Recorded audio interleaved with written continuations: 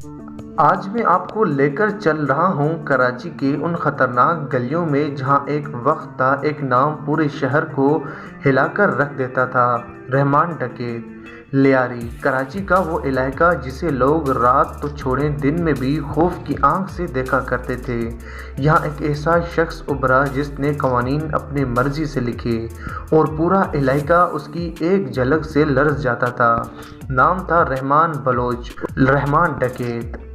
کہا جاتا ہے کہ وہ بچپن سے ہی غصے والا، لڑاکا اور بے خوف تھا۔ جوان ہوا تو دشمن بننا اس کا شوق نہیں، عجیب سا نشہ بن چکا تھا۔ پولیس، گینگ، سیاست، کوئی بھی اس کے راستے میں آیا وہ ختم ہوا۔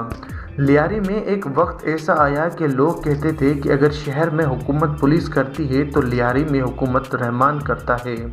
اس کی گینگ کے لوگ سڑکوں پر کھڑے ہوتے اور پورا محلہ خاموش ہو جاتا۔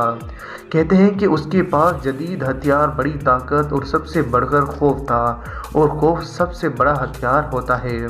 رحمان ڈکیت نے دشمنوں کو ختم کیا، پولیس کو للکارا اور سرکاری اداروں کو کئی بار چیلنج کیا، لیکن اس لیاری میں اس طاقت کے درمیان رحمان کو اپنی موت کا بھی اندازہ نہیں تھا، کیونکہ جتنا اونچا آپ اٹھتے ہیں گرنا اتنا ہی خطرناک ہوتا ہے۔ 2009 میں ایک طویل مقابلے کے بعد پولیس نے اعلان کیا کہ رحمان ڈکیت مارا گیا ہے، لیکن آج بھی لیاری کے بڑے بوڑھے کہتے ہیں کہ رحمان خوف تھا، خوف کبھی مرتا نہیں ہے۔ یہ تھا کراچی کے سب سے بدنام مگر سب سے مشہور کرداروں میں سے ایک، رحمان ڈکیت کی کہانی۔ اگر آپ ایسی سچی ہسٹری، جرائم اور گینگ وار کی کہانیاں دیکھنا، سننا، جاننا چاہتے ہیں تو بھائی ہمارے چینل کو لازمی سبسکرائب کرو، کیونکہ حقیقت صرف یہاں ملتی ہے۔